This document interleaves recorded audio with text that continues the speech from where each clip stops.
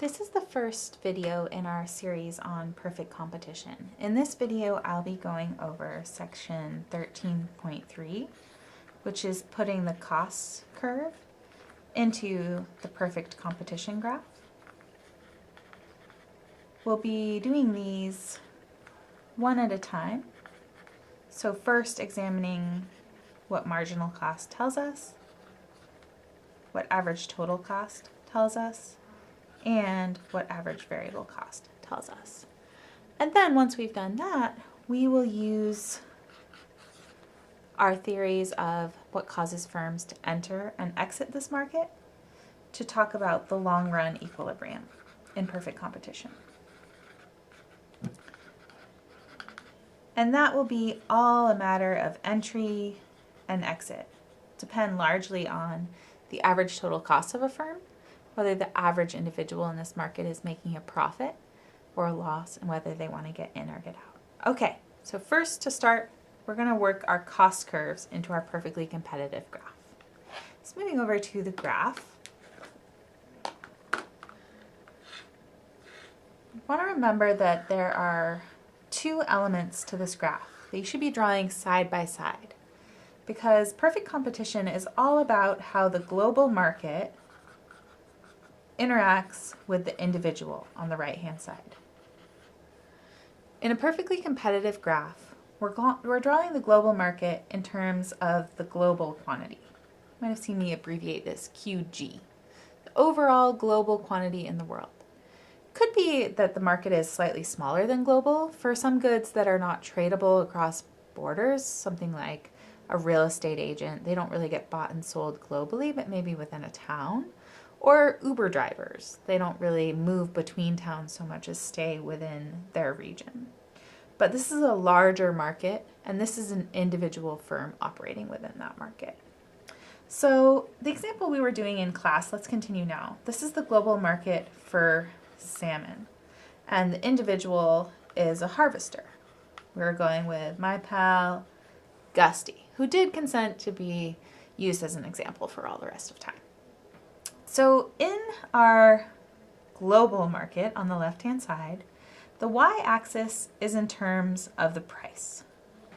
This is a simple model of demand, downward sloping, coming from anyone in the world who consumes salmon, and supply, upward sloping, coming from all firms that supply salmon. And we're going to think of this as being the first buyers and sellers of salmon, so when it just makes it out of the hatchery or makes it out of the fishery, not some kind of supermarket that's selling it at a markup. This graph, this equilibrium between all of these many, many buyers and sellers will give us the global equilibrium quantity and the global equilibrium price. The G subscripts are not strictly necessary, but they remind us that this is the overall quantity for everyone in the market, which is going to be different than the quantity given to us by the individual graph. There will be no difference between the price that the global market gives us and the price of an individual, right? The global price becomes the individual's price. One of our key characteristics of perfect competition is that this individual harvester is a price taker. They have no control over their price. It becomes their demand. Sorry, I need to erase so I have room to write everything that this price is. The individual price becomes their demand and their marginal revenue. It's a tiny whiteboard. Now you have no more whiteboard envy. Marginal revenue. There we go. So the global price becomes the individual's price because they are a price taker. They can't charge more or less because demand is perfectly elastic. If they charge 1 cent more, their quantity will immediately drop to 0, right? If they charge 1 cent less, everyone else imitates and they lose money, so they would never do that. So this x-axis is giving us the quantity for the individual. And the y-axis, we can put a price on it because it is in dollars per unit, but it's more than just price because we're going to have some cost curves in here too for the individual firm.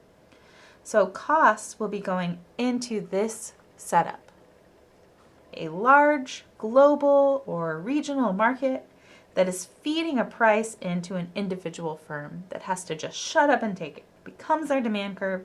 They have no control over it. Okay, so as I said, the first of our cost curves that we want to put in is marginal cost. Marginal cost is important because marginal cost is going to give us the profit maximizing quantity for the individual. We're going to abbreviate that QI star. And the reason marginal cost gives us that is slightly a because calculus reason, but it's this idea that the marginal revenue is going to follow the golden rule, not a law, not that strict. The golden rule. And this will apply to chapter 13, but firms will follow this rule in chapter 14 and chapter 15 as well. Setting marginal revenue equal to marginal cost will give the quantity that maximizes profit. This profit maximizing quantity, QI star, will come from this golden rule, right? So the first curve you want to put in is always marginal cost because it's going to determine the quantity where the firm produces, which will in turn determine everything else. So we draw our marginal cost curve. In the global market, no, never. Cost is always at the basis of an individual firm, an individual harvester in this example. So you put your marginal cost curve, which remember theoretically from chapter 12, should look like a Nike swoosh, right? Quickly impacted by the diminishing marginal productivity of inputs. Gusty is fishing, and in the beginning it's getting cheaper and cheaper as his labor specializes in trades, but eventually too many cooks in the kitchen, the boat is only so big. Probably also an increasing opportunity cost of his own time. Once he's caught hundreds of fish, he's probably stayed up very late and has much greater utility from switching to another activity. And that's all represented in this increasing marginal cost of increasing individual harvest. So marginal cost equal to marginal revenue following the golden rule happens at this point on our graph. The intersection between the marginal cost curve and the marginal revenue horizontal line will always tell us the optimal quantity for the individual. This will maximize Gusty's profit. The next curve that we're going to insert, the second most important curve, is average total cost. Average total cost we will be using to tell us the level of profit or loss.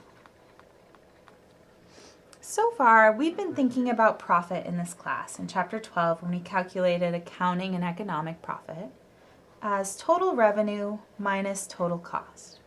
That's still the way that we're going to measure it, but in our graph, that concept won't help us very much because these are all in totals and our graph is in per unit. So if you remember that total revenue is just price times quantity, and you can actually express total cost as average total cost times quantity. That's because if you think about what average total cost is, it's total cost divided by quantity. So if you multiply by quantity, these actually cancel. It's kind of a neat little mathematical trick, but not completely necessary to understanding this equation, right? If we rearrange those, there's a quantity here and a quantity there and a minus sign here, we can rewrite our profit equation into something that we can visualize on our graph. Profit is quantity, right? We brought that out from here and there, times P minus ATC. And that will yield a rectangle on our graph, where the horizontal part of the rectangle will just be the optimal quantity for the individual. That will be the quantity that determines the level of profit. And P minus ATC will be the vertical markup. Price where the individual is receiving from the global market, minus the average total cost at the quantity where they choose to produce. So that's the reason why we need to do marginal cost before average total cost. Because we need to know marginal cost gives us QI star, optimal quantity for the individual, and we need to know that in order to know what their average cost per unit is. Okay, so a little bit of algebraical manipulation in order to make the graph our friend so that the graph can tell us what profit or loss is. Okay, so this is the tricky part. Average total cost. We know a couple things about it so far from chapter 12. We know it's U-shaped, and we know that it hits marginal cost at its minimum. Average total cost is U-shaped. Remember, this is all short run that we're thinking about right now. And it's U-shaped because of diminishing marginal product of labor. The other thing we know about it is that it hits marginal cost at its minimum. So it needs to bottom out on the marginal cost curve. The way I think about this is as though there's a bunch of little U's sitting, their little average total cost bottoms down on this marginal cost curve. So think of that U in my hand as being a bunch of different potential average total cost curves. All of those would be theoretically correct. Average total cost down here would mean low cost per unit. Could be coming from low fixed cost, low variable cost. Either way, it would mean that the individual is making a profit. Average total cost up here, high up in the sky on the vertical dollar axis are bad, right? High costs sound good because they're high in the sky, but high costs are bad. So there would be a loss up here. So you kind of think of this as like just neutral. Ding, ding, ding, ding, ding, ding, ding, make money, ding, ding, ding, ding, ding. That's better when I do it in person. But essentially, there is only one average total cost curve that's sustainable in the long run. And the reason for that is because there's no barriers to getting in or out. So let's imagine for a second that Gusty is having a good day. Actually, sorry, I already started drawing. Gusty's having a bad day. He has an average total cost curve that is high. It's hitting marginal cost with its minimum. It's theoretically sound. It just happens to be high. Gusty's profit, the way we see that is we look at the quantity where he produces. Because the average total cost curve job, if I plug in a quantity, right, it is supposed to spit out for me on this y-axis the average total cost of that quantity. So you want to plug the equilibrium profit maximizing quantity into the average total cost, bounce that over to the dollar axis. So Gusty's average total cost is here, his price is here. Some concrete numbers might help us out a little bit. So imagine that the price is 50 cents a pound, like we talked about in class. Looks like Gusty's average total cost is about 70 cents per fish. This is probably coming from a very high fixed cost. Maybe he had a big improvement on his vessel, so his boat was very expensive. That means each salmon he catches is costing him in total 20 cents more than he gains. So this is like a negative 20 cents per salmon. It's a negative markup multiplied by the quantity of fish he catches. Let's say this is 100. He's losing 20 cents on 100 fish. Then this is his loss or profit, less than 0. We could calculate that numerically. Might help to have a little more space. Since we know his profit is P minus ATC multiplied by Q, that would be 50 cents minus 70 cents multiplied by 100 fish. Negative 0.2 or negative 20 cents multiplied by 100, Gusty is losing $20. That's his total loss on the season. Could be that his average total cost isn't realized until the end. He doesn't understand that he's going to be paying 70 cents a salmon when he starts fishing. We are not sure how he could end up losing $20. We don't know what put him in that situation, but we do know that's how we would draw his loss if that is a situation where he was. Okay? In perfect competition, that is not sustainable. But we'll get to that in a second. For now, what you need to know is if average total cost is high, that would lead to a loss, a negative profit, less than 0.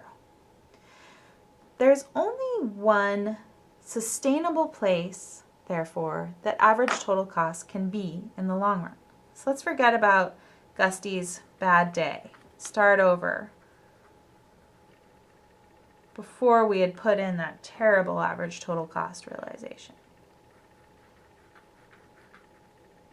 The only place that Gusty will be earning 0 profit is if his average total cost curve passes through this point right here.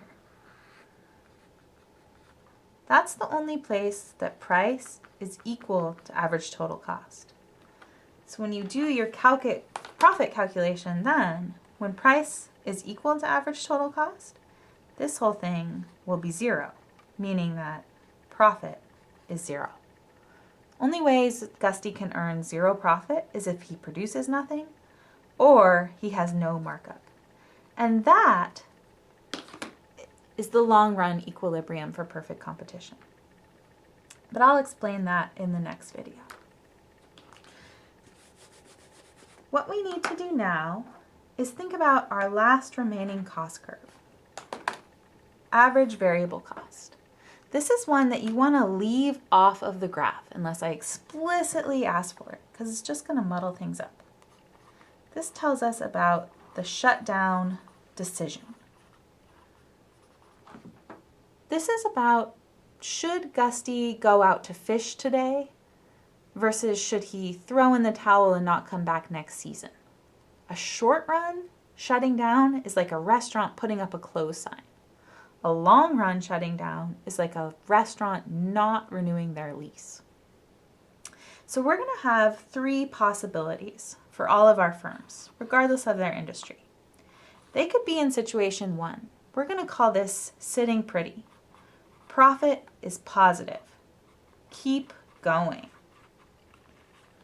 That's the situation a firm would find themselves in if their total revenue was more than their total cost, which are always more than their variable cost.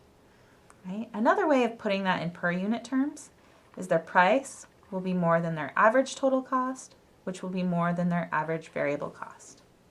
So if your firm is in this situation, we would draw your average variable cost curve and your average total cost curve way up, no, just kidding, way down here.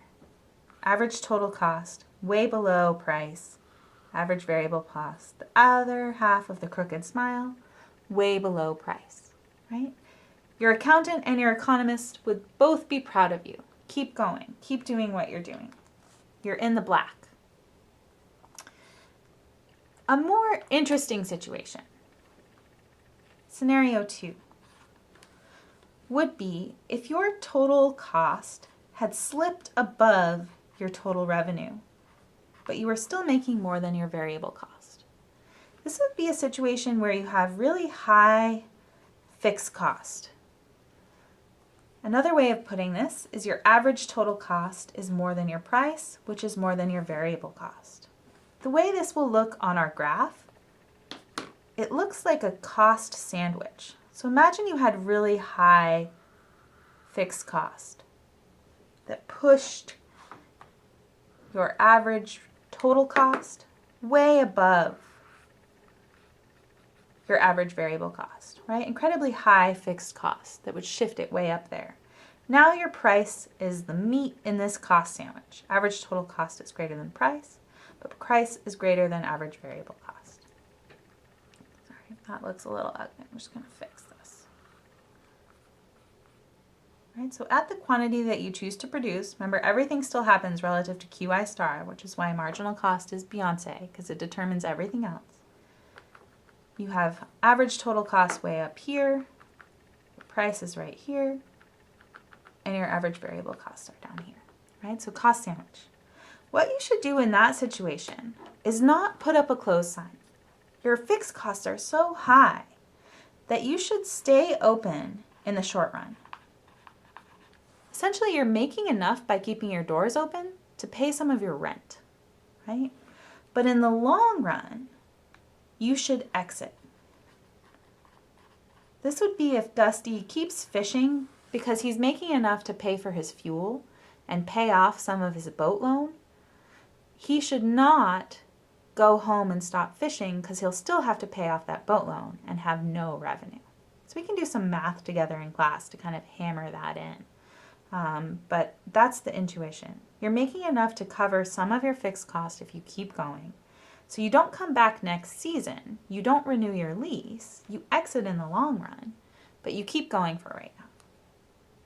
The other situation, this is bad news bears, right? This is the situation where the meat has slipped out of the cost sandwich, right? You now have your average total cost more than your average variable cost, which is more than your price. Now your average variable cost is way up here. Both of your cost curves are hitting your quantity above the price. This is when you shut down. Shut down means shut down right now. Don't fish 1 hour more. If you've ever seen a restaurant put up a close sign overnight, they probably found themselves in this situation. They don't even wait until the end of their lease. They just stop producing right away. Okay? So in this terrible situation, you should shut down right now. This would be if, let's say, the price of gas becomes incredibly high, so Gusty can't even make enough in salmon to pay for the fuel it takes to go out and catch them. Right? Okay, so that's the end of chapter 13.3, putting costs into perfect competition. Remember, don't put this guy in unless I ask for it, like in 2F on the problem set. But these two, try and make them your friends. They'll tell you exactly where you should produce and how much profit you're making.